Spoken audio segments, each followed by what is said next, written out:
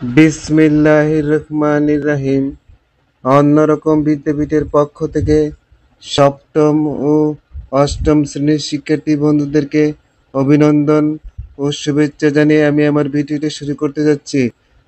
আজকের ভিডিওতে আলোচনার বিষয় নেরেশন। সপ্তম শ্রেণীতে সেন্টেন্স নেরেশন রয়েছে, অষ্টম শ্রেণীতে রয়েছে বেসিস নেরেশন। সেন্টেন্স নারেশন যদি আমরা বুঝি তাহলে প্রেসিস নারেশন করতে পারবো। এই জন্য অষ্টম শ্রেণীর শিক্ষার্থী বন্ধুরাও এই ভিডিওটা শুনবে, তোমাদের উপকারে আসবে।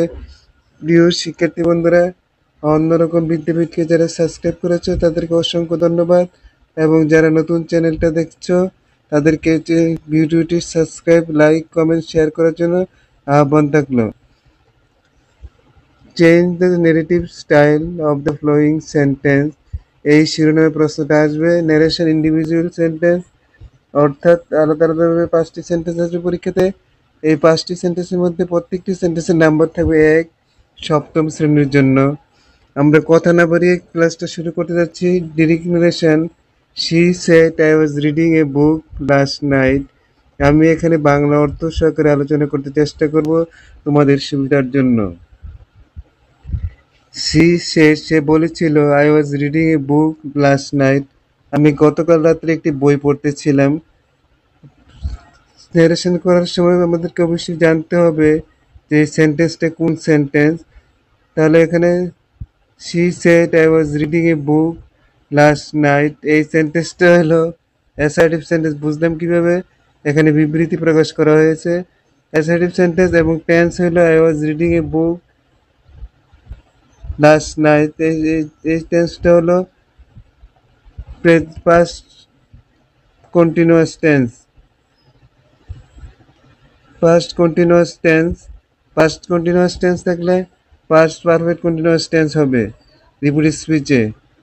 তাহলে শি সেড পরিবর্তে শি সেডই লেখা হয়েছে conjunction that she had been reading a book previous day. তাহলে এখন এটা ডিরেক্ট নারেশন থেকে ইনডাইরেক্ট নারেশন কীভাবে করা হলো একটু লক্ষ্য করো। She said I was reading a book last night. Repeated ভার্বের সাবজেক্টের মধ্যে রয়েছে শি, রিপিটেড স্পিচের সাবজেক্টের মধ্যে রয়েছে first person I. First person থাকলে রিপিটেড ভার্বের সাবজেক্টকে ধরবে। তাহলে এখানে she said conjunction that she had been, I ধরেছে শি কে, শি হয়েছে আই হয়েছে শি, অর্থাৎ ফার্স্ট পারসন রিপিটেড স্পিচে থাকাতে রিপিটেড ভার্বের সাবজেক্টকে ধরেছে। এই জন্য I was I was I was I was he had been. I was he had been reading a book the previous day. Last night এর পরিবর্তে the previous day হয়েছে। আশা করি বিষয়টা বুঝতে পেরেছো।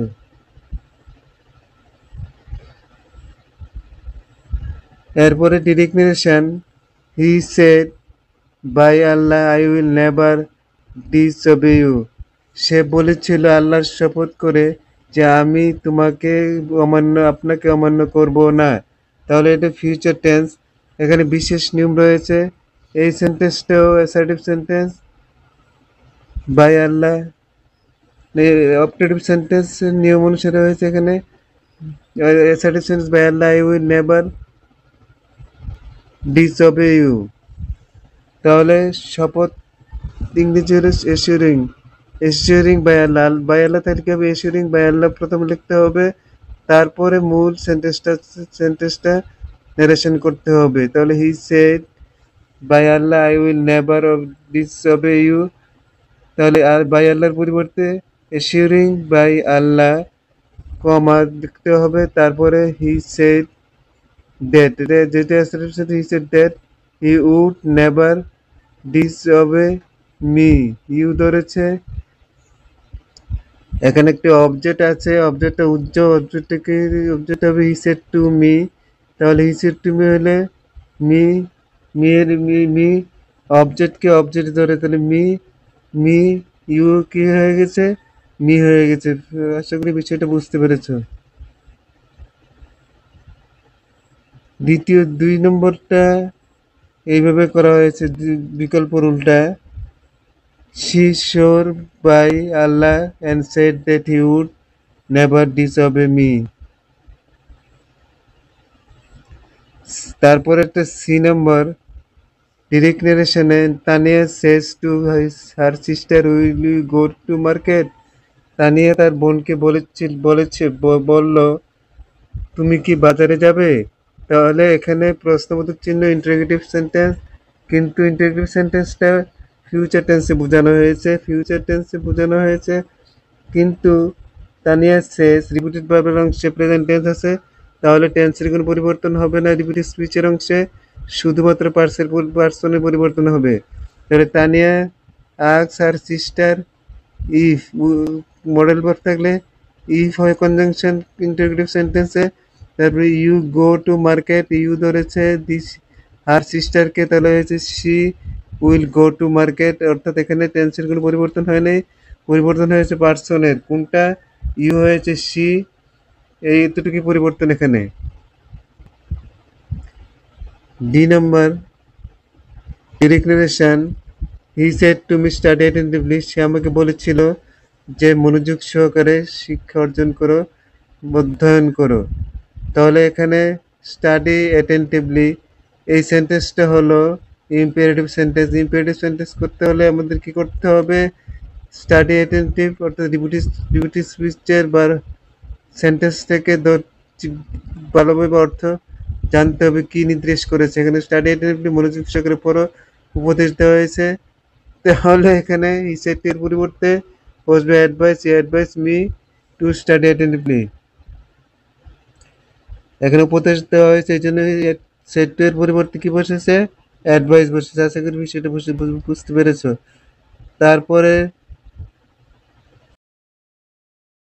লক্ষ্য করো, the teacher said the July revolution of 2024 change the image of the Bangladesh to the world. পৃথিবীর মধ্যে বাংলাদেশের ভাবমূর্তি পরিবর্তন করেছে 2024 সালের আন্দোলন। এইটা হলো চিরন্তন সত্য অথবা জেনারেল সত্য। জেনারেল সত্য হলে কোনো পরিবর্তন করতে হয় না, আর এটা অ্যাসার্টিভ সেন্টেন্স, তাহলে দি টিচার সেড দ্যাট, বাকি যা আছে তাই হবে। অর্থাৎ the July revolution of 2024 had change the image of Bangladesh to the world. তাহলে এখানে কোনো পরিবর্তন হয়নি পার্সনের, তবে ভার্বের পরিবর্তন হয়েছে। এটা পাস্ট টেন্স, পাস্ট পারফেক্ট হয়েছে, অর্থাৎ হ্যাড হ্যাড চেঞ্জ। আশা করি বিষয়টা বুঝতে পেরেছো। যদি ক্লাসটা তোমাদের কাছে ভালো লেগে থাকে তাহলে অন্যরকম বিদ্যুৎকে সাবস্ক্রাইব করে এই প্রত্যাশা থেকে আজকের মতো এখানে সমাপ্ত ঘোষণা করলাম। আসসালামু আলাইকুম।